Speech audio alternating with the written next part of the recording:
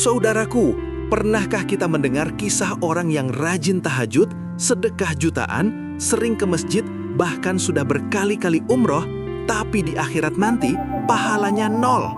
Bahkan dia terjerumus ke neraka, padahal ibadahnya luar biasa. Kenapa?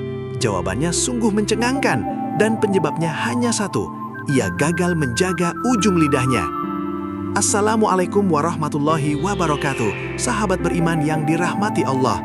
Semoga kita semua selalu dalam lindungannya.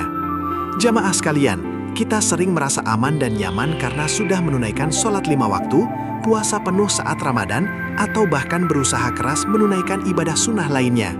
Kita sangat menjaga wudhu kita, menjaga pakaian kita, agar ibadah kita sah. Namun, kita sering lupa bahwa ada satu lubang besar yang tanpa sadar kita gali sendiri. Lubang yang bisa menelan habis semua amal baik itu, yaitu lisan yang tidak terjaga.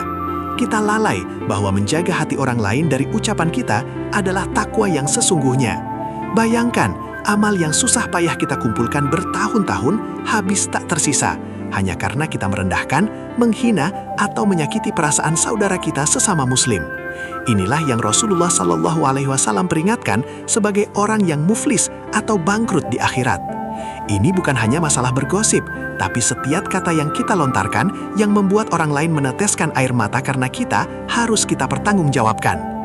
Saudaraku, janji Allah itu mutlak dan pasti. Setiap keburukan akan ditampakkan balasannya. Jika tidak tuntas di dunia, maka di padang mahsyar, di hari perhitungan, semua akan dibuka. Orang yang pernah kita zolimi, yang kita hina, yang kita gibahi, yang kita fitnah, yang kita buat malu di depan umum, mereka semua akan datang menuntut hak mereka di hadapan Sang Pengadil yang Maha Adil. Prosesnya sangat mengerikan namun adil. Setiap kata menyakitkan yang kita lontarkan akan dibayar dengan pahala kita. Jika pahala sholat, puasa dan sedekah kita habis untuk membayar tuntutan mereka, lalu bagaimana? Yang lebih menggetarkan jiwa, jika tabungan pahala kita sudah ludes, maka dosa-dosa orang yang kita sakiti itu akan dialihkan kepada kita.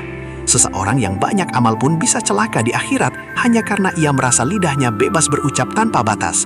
Takwa sejati bukanlah seberapa sering kita ke masjid, melainkan apakah kita mampu menahan diri agar tidak menyakiti orang lain. Mari kita renungkan, apakah kita rela menjual tiket surga kita demi kepuasan sesaat menyakiti hati saudara sendiri? Oleh karena itu, sahabat beriman, mari kita jadikan momentum ini untuk memperbaiki diri. Takwa sejati itu adalah bagaimana hati dan lisan kita berinteraksi dengan sesama makhluk Allah. Ujian terbesar bukanlah menghadapi fitnah orang lain, tetapi memastikan bahwa kita tidak menjadi sumber fitnah atau penyebab sakit hati bagi orang lain.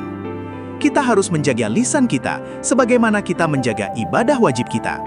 Setiap kali kita ingin berucap, tanyakan pada diri sendiri, apakah perkataan ini baik? Apakah ini bermanfaat? Jika jawabannya tidak, maka diam adalah emas yang menyelamatkan. Semoga Allah Subhanahu wa Ta'ala senantiasa memberikan kita kekuatan untuk menahan diri, menjaga lisan, dan menjaga kehormatan saudara kita agar amal kita tidak sia-sia.